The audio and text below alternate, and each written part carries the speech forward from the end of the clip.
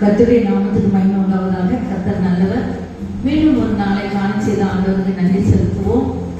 சங்கீதம் 1 எல்லாருக்கும் தெரிந்த ஒரு வேத வசனங்கள்.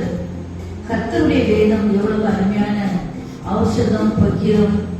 அதை வாசிப்பவர்களுக்கு என்னென்ன நன்மைகள் என்பதை நாம் சங்கீதம் 1 வாசிக்கிறோம். அதுதான் இந்த பாடலின் அர்த்தமாக இருக்கிறது.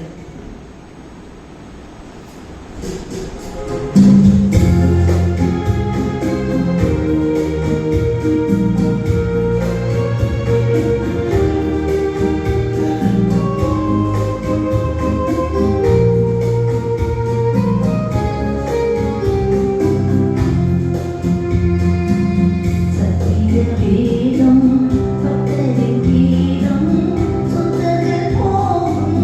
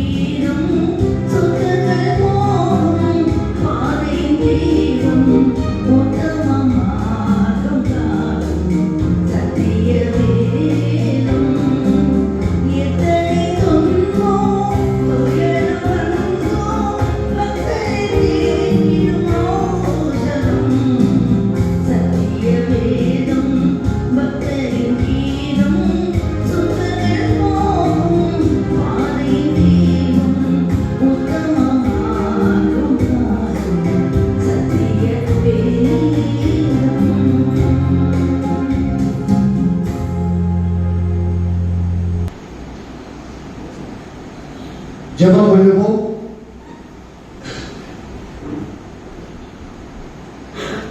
அன்புடைய ஆண்டவரே, பரிசுத்த பிதாவே, ஸ்தோத்திரம் ஆண்டவரே, ஸ்தோத்திரம். அருமையான ஆசீர்வாதமான மனமகிழ்ச்சி நாளுக்காக, இந்த வேத ஆராய்ச்சிக்காக நன்றி செலுத்துகிறோம் ஆண்டவரே. இந்த 40 நாள் வேத ஆராய்ச்சியிலே கலந்து கொள்ள எங்களையும் கூட அழைத்து வருகிறதுக்காக நன்றி செலுத்துகிறோம். இப்போது இதில் கலந்து கொள்ள வந்து கொண்டிருக்கிற மக்களை சீக்கிரமாக அழைத்து வாரம் வந்திருக்கிற எங்களோடு கூட திட்டவட்டமாகவும் தெளிவாகவும் பேசும்படியாக ஜெபிக்கிறோம். எம்மாவுக்கு போன சீஷர்களோடு கூட கலந்து கொண்டு வேத வாக்கியங்களை விளக்கி காட்டின பொழுது அவர்களுடைய இருதயங்கள் கொடுத்து விட்டு இருந்ததாக நிறுவனத்தை வாசிக்கிறோம். அந்த விதமாக எங்கள் இருதயங்களும் கொடுத்து விட்டு எறியும்படியாக இந்த நேரத்தில் கிரியை செய்யும் வேத வாக்கியங்களை விளக்கி காட்டும் இந்த நேரத்தை எங்களுக்கு ஆசீர்வாதமும் மாற்றித்தாரும் மோட்சம் மாற்றித்தாரும் இயேசுவின் இனி நாமத்திலே ஜெயத்தை கேட்கிறோம் அன்புள்ளவர்களாக. ஆமென்.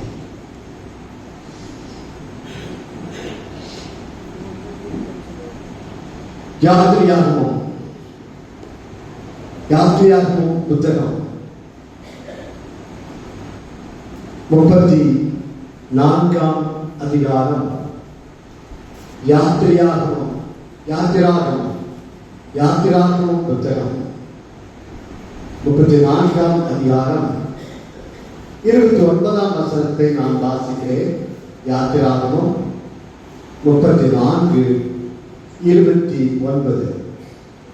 மோசே சாட்சி பலகைகள் 2ஐயும் தன் கையில் எடுத்துக்கொண்டு சீனாய் மலையிலிருந்து இறங்குகிற போது தன்னோட அவர் பேசினதினாலே தன் முகம் பிரகாசித்திருப்பதை அவன் அறியாதிருந்தான். இந்த 40 நாள் வேதாராய்ச்சிக்கு ஆதாரமாக நாம் தெரிந்து கொள்ள ஒரே ஒரு வேத வாக்கியம் லூக்கா சுவிசேஷம் 6ஆம் அதிகாரம் 12ஆம் வசனம். அந்நாட்களிலே அவர் மலைகள் ஏறி முழுவதும் தேவன் நோக்கி விண்ணப்பம் செய்து கொண்டிருந்தார். இந்த வசனத்தின் அடிப்படையில் தான் இந்த 40 நாட்களும் நாம் வேதத்தை தியானித்துக் கொண்டு வருகிறோம். இந்த 40 நாளும் தியானிக்கும் வேதாட்சியில் ஒரே ஒரு தலைப்பு, மலைகள் ஏறும் அனுபவம். மலைகள் ஏறும் அனுபவம் என்றால் நம்முடைய ஜெப வாழ்க்கை, கர்த்தரோடு எப்படி நாம் நெருங்கி வாழ்கிறோம், எந்த அளவுக்கு நாம் நெருங்கி வாழ்கிறோம் என்பதுதான். பாட்டு பாடுகிறது போல கர்த்தருடைய வசனம், வேத வசனம் எப்படியாக நம்முடைய வாழ்க்கையிலே எவ்வளவாக ஆசீர்வாதமாக இருக்கிறது என்பதை குறித்து பாடினோம். வேதம், ஜபம், இவை இரண்டும் ஒரு பறவைக்கு எப்படி 2 செட்டைகள் இருக்கிறதோ அதுபோல ஒவ்வொரு கிறிஸ்தவனுக்கும் 2 செட்டைகளை போன்று வேதமும் ஜபமும். எப்படி ஒரு பறவை 2 செட்டையை அடித்து உயர போய்கொண்டே இருக்கிறதோ அதுபோலத்தான் ஒவ்வொரு கிறிஸ்தவனும் ஒவ்வொரு தேவனுடைய பிள்ளைகளும் அங்கே வேதம், ஜபம் இதை மறக்கவே கூட, இதை தவறாமல் வாசிக்கும் போது நம் கர்த்தரோடு நெருங்கி வாழ்கிறோம். வேதம், ஜபம் இவை மூலமாக கர்த்தர் நம்மோடு பேசுகிறார், நாமும் கர்த்தரோடு பேசுகிறோம். அப்படி கர்த்தர் நம்மோடு பேசும்போது நடப்பது என்ன? வாசிக்க கேட்ட அதே வசனம் 34ஆம் அதிகாரம் யாத்திராகமம் 34:29 வாசிங்கள். மோசே சாட்சி சாட்சி பலகைகள் இரண்டையும் தன் கையில் எடுத்துக்கொண்டு சீனாய் மலையிலிருந்து இறங்குகிற போது தன்னோடே அவன் பேசியதினாலே தன் முகம் பிரகாசித்திருப்பதை அவன் அறியாதிருந்தான். தேவன் மோசேயோடு கூட பேசியதினாலே அவன் முகம் பிரகாசித்தது. அது அவனுக்கு தெரியல. அங்கே எவ்வளவு நாள் பேசுவோம்? கொஞ்ச நேரம் பேசிக்குவாங்க. எவ்வளவு நாள்? அங்கே 28வது வசனத்தை வாசிங்கள். அங்கே அவன் அப்பம் புசியாமல் தண்ணீர் குடியாமல் இரவும் பகலும் 40 நாள் கர்த்தரோடே இருந்தான். அவன் 10 கற்பனைகளாகிய உடன்படிக்கையின் வார்த்தைகளை பலகைகளில் எழுதினான். 40 நாள், 40 days, 40 days and nights, 40 நாள் இரவும் பகல் அவன் கர்த்தருடைய பாதத்திலே காத்திருந்து பேசிக் கொண்டிருந்தான்.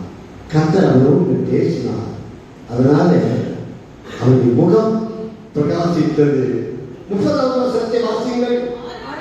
ஆரோனும் இஸ்ரவேல் புத்திரர் எல்லாரும் மோசேயை பார்க்கும்போது அவன் முகம் பிரகாசித்திருப்பதை கண்டு அவன் சமீபத்தில் சேர பயந்தார்கள்.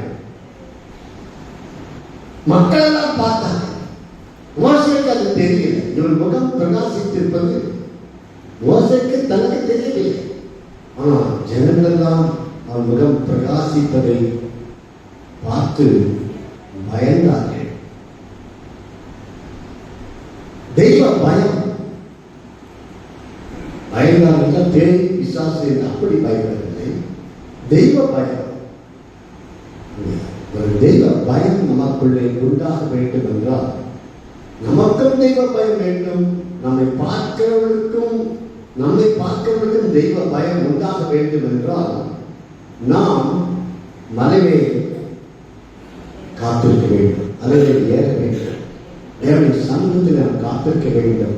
நாம் எவ்வளவு நேரம் தேவனை பார்க்கிறேன் கர்த்தருடைய சமூகத்திலே நாம் காத்திருக்கிறோமோ அந்த அளவுக்கு நம்முடைய முகம் பிரகாசிக்கும். பெரியவங்க சொல்லி வைத்து போயிருக்காங்க. அகத்தின் அழகு முகத்தில் தெரியும். பிரகாசிப்பது என்று சொன்ன லைட் போட்டு வெளிச்சமாக காட்டுவது என்ற தெய்வ பயம், ஒரு பரிசுத்தம் நம்முடைய வாழ்க்கையில் நம்முடைய உள்ளத்தில் எந்த அளவுக்கு பரிசுத்தம் இருக்கிறது என்பதை அங்கே மக்கள் காண வேண்டும். ஆக நம்முடைய வாழ்க்கையில தேவன் பரிசுத்தத்தை விரும்புகிறார். வெளிச்சம் என்றால் பரிசுத்தம். அதனால பரிசுத்த வாழ்க்கை எப்போது வரும்? நாம் தேவனுடைய சமூகத்திலே அதிகமாக நேரத்தை செலவிட நம்முடைய வாழ்க்கையில் பரிசுத்தம் வந்துகொண்டே இருக்கும். அதுதான் வெளிச்சம், அதுதான் பிரகாசிப்பது. நம்மிடத்தில் தேவன் இருப்பதை மக்கள் அறிந்து கொள்வார்கள். ஆகையால அவன் முகம் பிரகாசித்தது. அதை அவன் அறியவில்லை. ஆனால் பார்த்தவர்கள் பயந்தார்கள், சேர பயந்தார்கள். தெய்வ பயம் நமக்குள்ளே இருக்க வேண்டும். ஆண்டவராய் இயேசு கிறிஸ்துவுடைய முகமும் அப்படித்தான் பிரகாசித்தது. மத்திய சுவிசேஷம் 17:1-2 வசனங்களை வாசிங்கள். மத்திய சுவிசேஷம் 17:1-2. இயேசு பேதுருவையும் யாக்கோபையும் அவருடைய சகோதரனாகிய யோவானையும் கூட்டிக் கொண்டு தனித்திருக்கும்படி உயர்ந்த மலையின் மேல் போய் அவர்களுக்கு முன்பாக மறுரூபமானார். அவர் முகம் சூரியனைப் போல பிரகாசித்தது. அவர் வஸ்திரம் வெளிச்சத்தைப் போல வெண்மையாயிற்று. அவர் முகம் சூரியனைப் போல பிரகாசித்தது.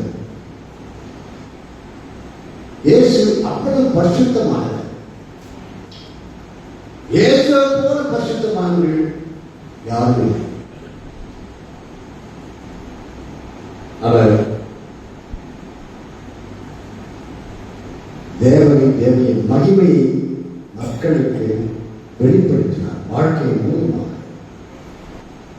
தேவனின் பிதாவை அவர் வெளிப்படுத்தினார். அதுகள் நம்முடைய வாழ்க்கையில் அப்படித்தான் இருக்க வேண்டும் என்று தேவன் விரும்புகிறார். யோவான் சுவிசேஷம் 8ஆம் அதிகாரம் 12ஆம் வசனத்தை வாசிங்கள். யோவான் 8:12. மறுபடியும் இயேசு ஜனங்களை நோக்கி, நான் உலகத்துக்கு ஒளியாய் இருக்கிறேன். என்னை பின்பற்றுகிறவன் இருளிலே நடவாமல் ஜீவ ஒளியை அடைந்திருப்பான் என்றார். இயேசு இந்த உலகத்துக்கே ஒளி. ஒளியாகிய அந்த இயேசுவை நம் உள்ளத்திலே ஏற்றுக்கொள்ளும் போது அந்த ஒளி நமக்கும் வருகிறது. நாமும் பிரகாசிப்போம். எந்த ஒரு மனிதனும் யாராக இருந்தாலும் சரி இயேசுவை ஏற்றுக்கொண்டால் அவர்கள் பிரகாசிப்பார்கள். நாம் பாவத்தில் வாழ்கிறோம், பாவ இருளிலே வாழ்கிறோம். அந்த இருளிலே இயேசு வரும்போது பிரகாசமாய் விடுகிறது. நம்முடைய வாழ்க்கை பிரகாசமாகி விடுகிறது. இருளடைந்த வாழ்க்கை பிரகாசிக்க ஆரம்பித்து விடுகிறது. இயேசு நம்முடைய உள்ளத்தில் இருக்கிறார். இயேசு வாசற்படியில் இருந்து தட்டுகிறேன், இதோ வாசற்படியில் இருந்து தட்டுகிறேன், ஒருவன் என் சத்தத்தை கேட்டு கதவை திறந்தால் அவனிடத்தில் நான் பிரவேசித்து அவனோடு கூட போஜனம் பண்ணுவேன், அவனும் என்னோடு கூட போஜனம் பண்ணுவான். கர்த்தர் சொல்கிறார், என் மகனே உன் இருதயத்தை எனக்கு தா என்று கேட்கிறார். நம்ம இருதயத்தை கர்த்தர் கேட்கிறார். நம்முடைய வாழ்க்கையில கர்த்தருக்கு இருதயத்தை கொடுத்திருக்கிறோம். நம்ம இருதயத்தில் கர்த்தர் வந்திருக்கிறாரா? அப்பொழுது பிரகாசிக்க முடியும். இல்லாமல் பிரகாசிக்க முடியாது. ஒரு இல்லாத ஒரு ரூம்ல இருட்டு, அந்த இருட்டு போக வேண்டும் என்றால் என்ன செய்ய வேண்டும்? இருட்டு போகணும். ரொம்ப இருட்டானது, பயங்கர இருட்டு, காரிருள். அந்த இருள் போக வேண்டும் என்றால் நாம் என்ன செய்ய வேண்டும்? தடி எடுத்து அடிச்சா போகுமா? இட்டு அடி எடுத்து எவ்வளவு அடியடியில் அடித்தாலும் அந்த இருள் போகாது. ஆனால் ஒரு லைட் போட்டா அந்த இருள் எங்க போச்சே தெரியல. அதுபோல நம்முடைய வாழ்க்கை இருளான வாழ்க்கை, பாவம் நிறைந்த வாழ்க்கை. இயேசு இயேசு சொல்கிறார், மறுபடியும் இயேசு ஜனங்களை நோக்கி, நான் உலகத்திற்கு ஒளியாய் இருக்கிறேன், என்னை பின்பற்றுகிறவன் இருளிலே நடவாமல் என்றால் என்ன அர்த்தம்? பாவத்திலே நடவாமல், பாவத்திலே ஜீவிக்காமல் ஜீவ ஒளி அடைந்திருப்பான் என்றால் அவன் பரிசுத்தமாக இருப்பான். தேவன் பிரியமான ஒரு வாழ்க்கை. அதனால இதைத்தான் தேவன் விரும்புகிறார். அதற்கு ஒரே வழி, மலையிலே ஏற வேண்டும். நாம் மோசையை போல ஒரு 40 நாள் இரவும் பகலும் ஒரு வேலை முடியாது நம்ம. ஆனால் நாம் எவ்வளவு நேரம் தேவ சமூகத்திலே செலவிடுவோம்? எவ்வளவு நேரம் ஜெபிப்பதற்கும் வேதத்தை தியானிப்பதற்கும் செலவிடுவோம்? செல்போனை நோண்டுவது காட்டிலும் அதிகமாக வேதத்தையும் தேவ சமூகத்தை ஜெபிப்பதிலும் நேரத்தை செலவிடுவோமா? எது அதிகமாயிருக்கிறது?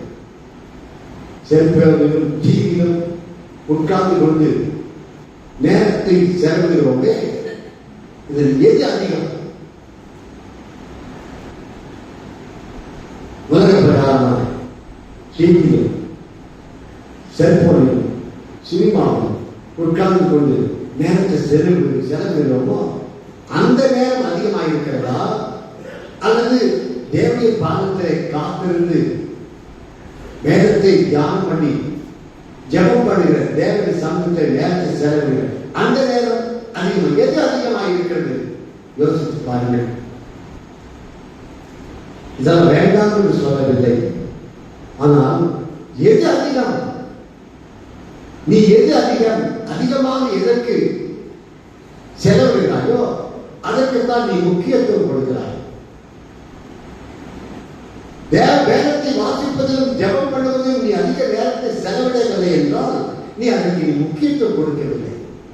நீ கொடுப்பது முக்கியத்துவம் செல்லுகளை பார்ப்பதிலும் டிவி பார்ப்பதிலும் வீணான காரியங்களை பார்த்து ஆபாசமான காரியங்களை பார்த்து நேரத்தை செலவழிப்பதிலும் நீ அதிகமாய் செலவிட்டுக் கொண்டிருக்கிறார். அது எப்படி பிரகாசிக்க முடியும்? இங்கே ஆண்டவர் சொன்னார், என்னை பின்பற்றுகிறவன் அது இயேசுவை நம் உள்ளத்திலே ஏற்றுக்கொள்கிறவன் இருளிலே நடவாமல் ஜீவனை அழைத்திருப்பான் என்று சொல்லி 2 கொரிந்தியர் 4ஆம் அதிகாரம் 16ஆம் வசனத்தை வாசிங்கள். 2 கொரிந்தியர் 4:6 வசனம். இதிலிருந்து வெளிச்சத்தை பிரகாசிக்க சொன்ன தேவன் இயேசு கிறிஸ்துவின் முகத்தில் உள்ள தமது மகிமையின் அறிவாகிய ஒளியை தோன்ற பண்ணும் பொருட்டாக எங்கள் இருதயங்களிலே பிரகாசித்தார். எங்கள் இருதயங்களிலே பிரகாசித்தார். இயேசு இருதயங்களிலே வந்தபடினாலே பிரகாசிக்கிறோம். எல்லாருக்கும் பிரகாசிக்க முடியாது. இயேசுவை நம்முடைய உள்ளத்தை ஏற்றுக்கொள்ளாவிட்டால் நாம் பிரகாசிக்க முடியாது. நீ என்றைக்கு இயேசுவை உள்ளத்தை ஏற்றுக்கொண்டாய்? என்றைக்காவது ஒரு உள்ளத்தை நான் ஒரு குறிப்பிட்ட நாளிலே இயேசு ஏற்றுக்கொண்டே என்று சொல்ல முடியுமா?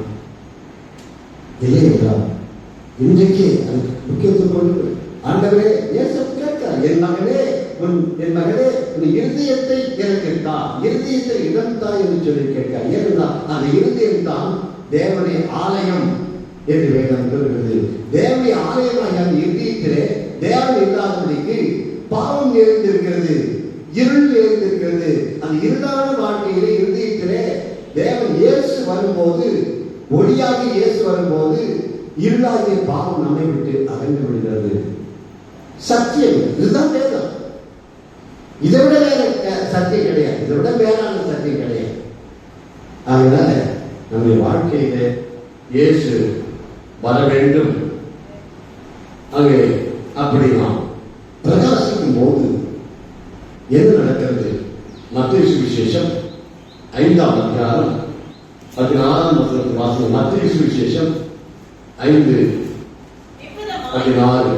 மனுஷர்கள் நற்கிரியைகளை கண்டு பரலோகத்தில் இருக்கிற பிதாவை மகிமைப்படுத்தும்படி உங்கள் வெளிச்சம் அவர்கள் முன்பாக பிரகாசிக்க கடவுது. உங்கள் வெளிச்சம் அவர்கள் முன்பாக பிரகாசிக்க கடவுள். ஆனால் ஏதோ ஒரு கதை சொல்லல, ஏதோ நம்மால் செய்ய முடியாத காரியத்தை சொல்லிக் கொண்டிருக்கவில்லை. நம்முடைய வாழ்க்கையை நடக்க முடியாத காரியத்தை இயேசு சொல்லவில்லை. இது நம்ம வாழ்க்கையில வர வேண்டும். இந்த அனுபவம் நம்முடைய வாழ்க்கையில வர வேண்டும். பிரகாசிக்கும் அனுபவம் நம்முடைய வாழ்க்கையில வர வேண்டும். நாம் அப்படி பிரகாசிக்கும் போது நம்ம பார்க்க வேண்டும். மோசே பிரகாசித்தான், அவருடைய முகம் பிரகாசித்தது. பார்த்த ஜனங்களுக்கு ஒரு பயம் உண்டானது, தெய்வ பயம். நம்மை பார்க்கிறவர்களுக்கு ஒரு தெய்வ பயம் உண்டாக வேண்டும்.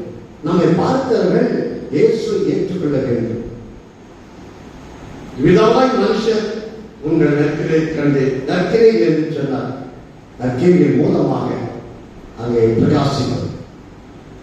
நற்கிரை நம் வாழ்க்கை, நற்கிரை நம்முடைய வாழ்க்கை, நல்ல வாழ்க்கை, அதுதான் பிரகாசிப்பது. அப்படி இருக்கும்போது பரலோகத்திற்க உங்கள் பிதாவை மகிமைப்படுத்துவார். பார்க்கிறவர்கள் பிதாவை ஏற்றுக்கொள்வார், இயேசு ஏற்றுக்கொள்வார். இயேசுதான் மெய்யான தேவன் என்பதை, இயேசுவை தவிர வேறு தேவன் இல்லை என்பதையும் நம்மை பார்க்கிற ஜனங்கள் அறிந்து கொள்ள வேண்டும், புரிந்து கொள்ள வேண்டும், தெரிந்து கொள்ள வேண்டும்.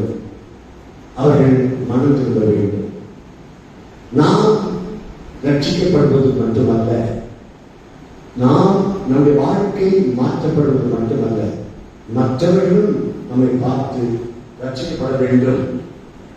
சங்கீதம் 87 வாசிங்கள். சங்கீதம் 87.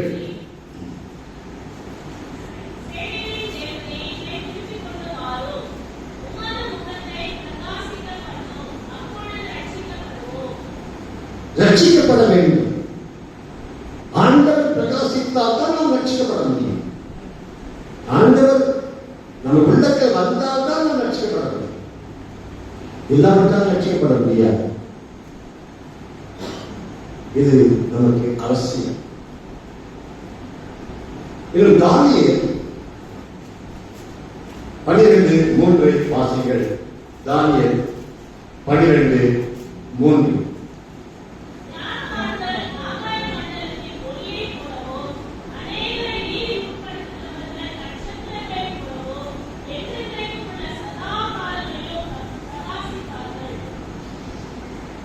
ஞானவான்கள் ஆகாய மண்டலத்தில் ஒளியை போலவும், அநேகரை நீதிக்குட்படுத்துகிறவர்கள் நட்சத்திரங்களைப் போலவும், என்றென்றைக்கும் உள்ள சதா காலங்களிலும் பிரகாசிப்பார்கள்.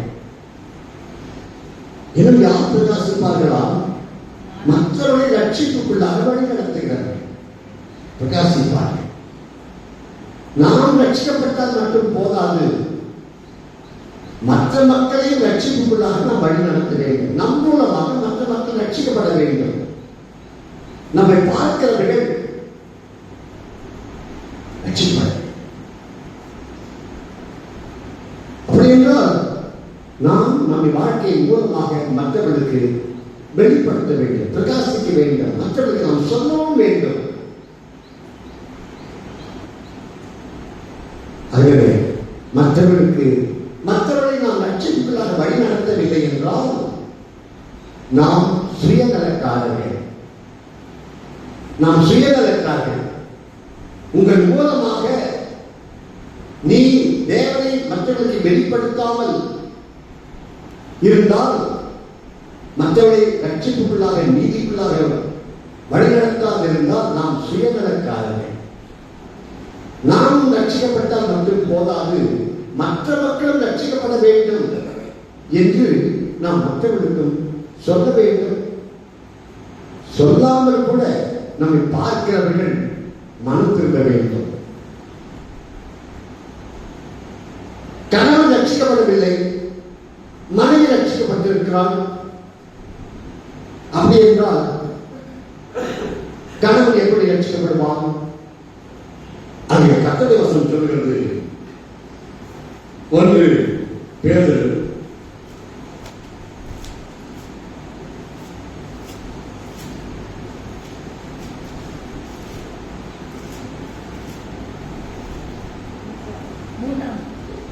3ஆம் அதிகாரம் 1 வசனத்தை வாசியுங்கள். அந்தபடியே மனைவிகளே உங்கள் சொந்த புருஷர்களுக்கு கீழ்ப்படிந்திருங்கள்.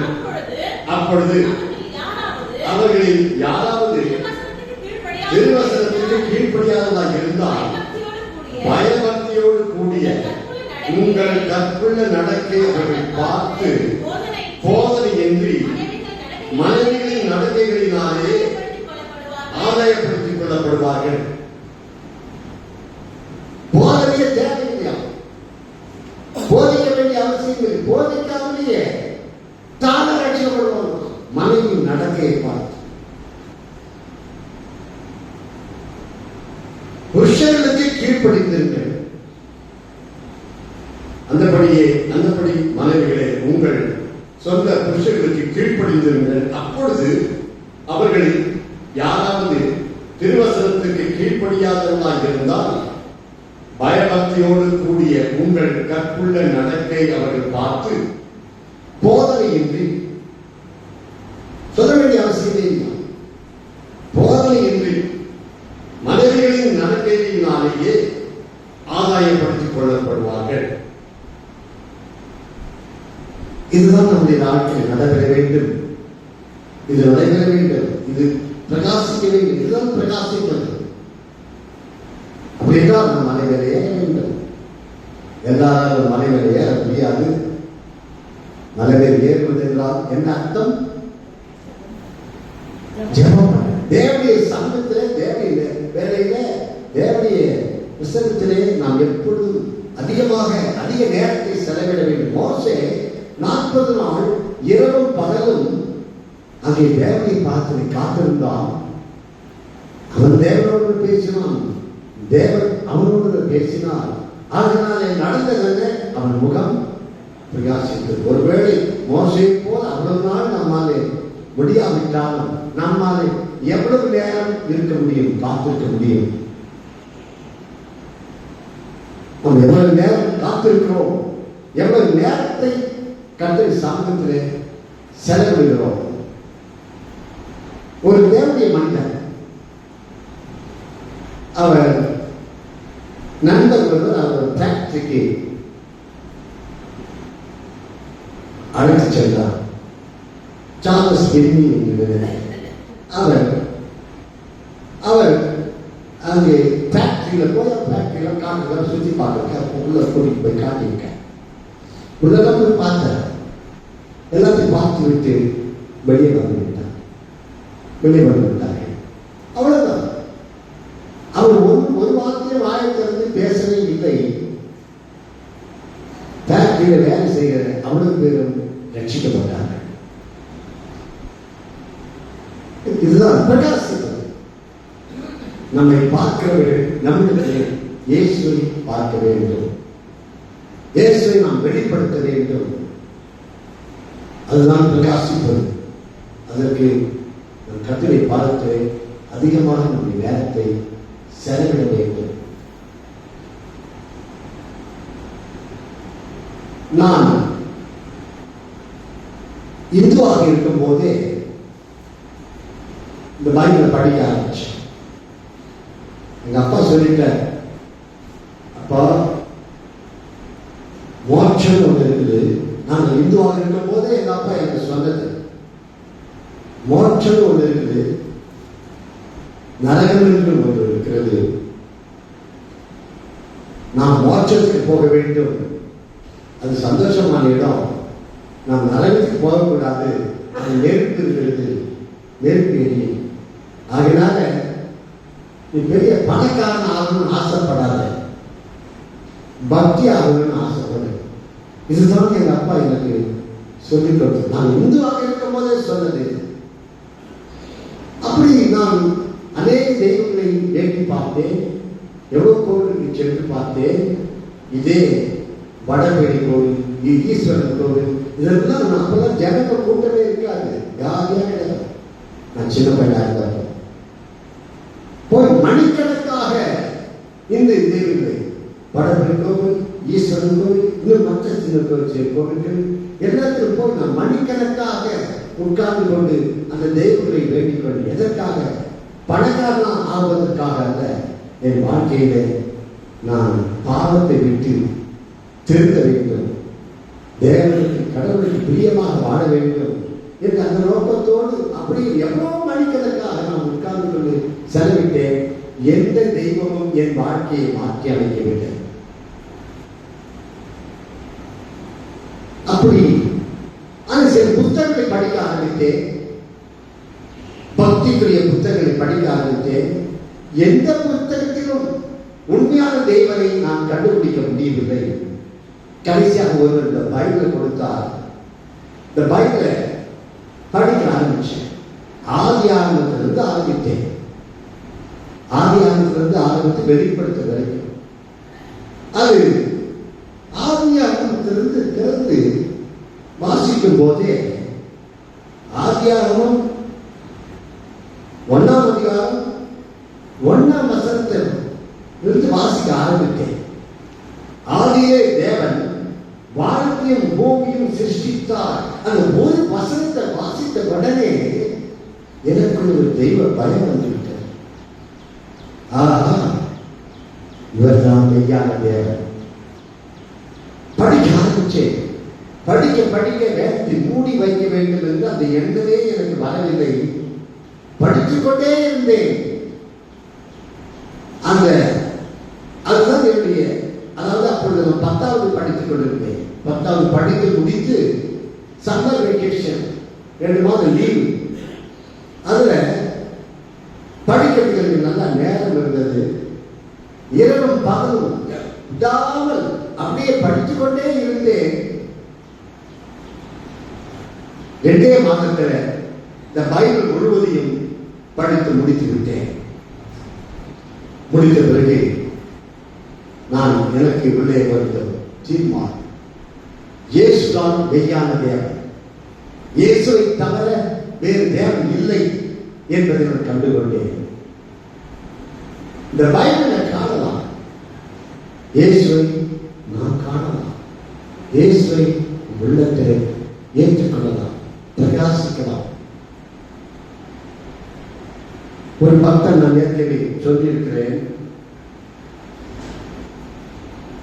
புஷ்பநாதன் என்ற ஒரு மனிதன் இந்துவாக இருந்தால் பல தெய்வங்களை தேடி எங்கெங்கே தேடி அலைந்தாராம். கடைசியாக அவர் எங்கெங்கே தேடி கடைசியாக கண்டுபிடிக்க கடையில பைபிளை வாசித்தாராம். அந்த பைபிளை வாசித்த போது அவர் இயேசுவை ஏற்கனவே பாட்டு கொடுத்திருக்கிறேன். அந்த பாட்டு இருக்கிறது, இயேசுவை நாம் எங்கே காணலாம், அவர் பேசுவதை எங்கே கேட்கலாம். இந்த பாடல் அவர் தான் எழுதினார். அவர் பாட்டு கொடுத்திருக்கிறேன். எத்தனையாவது பாடல்? 143வது பாடல். 143வது பாடல். அவர் தன் அனுபவத்தோடு அதை எழுதினார். இயேசுவை நாம் எங்கே காணலாம், அவர் பேசுவதை எங்கே கேட்கலாம். இயேசுவை நாம் எங்கே காணலாம், பனி படர்ந்த மலையின் மேலே பார்க்க முடியுமா, கனி நிறைந்த சோலை நடுவே காண முடியுமா. இயேசுவை நாம் எங்கே காணலாம், அவர் பேசுவதை எங்கே கேட்கலாம். இயேசுவை நாம் எங்கே காணலாம். ஓடுகின்ற அருவியெல்லாம் தேடி அலைந்தேனே, ஆடுகின்ற அலைகடலில் நாடி அயர்ந்தேனே. ஓடுகின்ற அருவியெல்லாம் தேடி அலைந்தேனே, ஆடுகின்ற அலைகடலில் நாடி அயர்ந்தேனே. தேடுகின்ற என் எதிரே தெய்வத்தை காணேனே, பாடுபடும் ஏழை நான் அழுது பாடினேனே. இயேசுவை நாம் எங்கே காணலாம், அவர் பேசுவதை எங்கே கேட்கலாம். இயேசுவை நாம் எங்கே காணலாம். வானமதில் பவனி வரும் கார்முகில் கூட்டங்களே, வானவராம் இயேசுவையே காட்டிட மாட்டீரோ. காலமெல்லாம் அவனிலே வீசிடும் காற்றே நீ, கர்த்தரேசு வாழுமிடம் கூறிட மாட்டாயோ. இயேசுவை நாம் எங்கே காணலாம், அவர் பேசுவதை எங்கே கேட்கலாம். இயேசுவை நாம் எங்கே காணலாம். கண்ணிரண்டும் புலனாக நெஞ்சு நெஞ்சம் மணலாக மண்டியிட்டு வீழ்ந்தே நான் திருமலை முன்பாக விண்ணரச அன்புடனே கண்விழிப்பாய் என்றார். கண்விழித்தே என் முன்னே கர்த்தர் இயேசு நின்றார். இயேசுவை நாம் எங்கே காணலாம், அவர் பேசுவதை இங்கே கேட்கலாம். இயேசுவை நாம் எங்கே காணலாம். ஆகினால இயேசுவை நாம் கண்டு வர வேண்டும். இயேசுவை நாம் உள்ளத்திலே ஏற்றுக்கொள்ள வேண்டும். அப்போது நாம் பிரகாசிக்க முடியும். நம் மூலமாக அநேகர் மனத்துக்கு போவார்கள், ரட்சிக்கப்படுவார்கள். மோசே பிரகாசித்தான். எப்படி பிரகாசித்தான்? ஏன் பிரகாசித்தான்? தேவனுடைய சமூகத்தில் காத்திருந்தான். நாமும் தேவனுடைய சமூகத்தில் அதிக நேரத்தை செலவிட நாம் பிரகாசிக்க ஆரம்பிப்போம். கண்ணை மூடி கர்த்தரை நோக்கி ஜெபம் பண்ணுவோம்.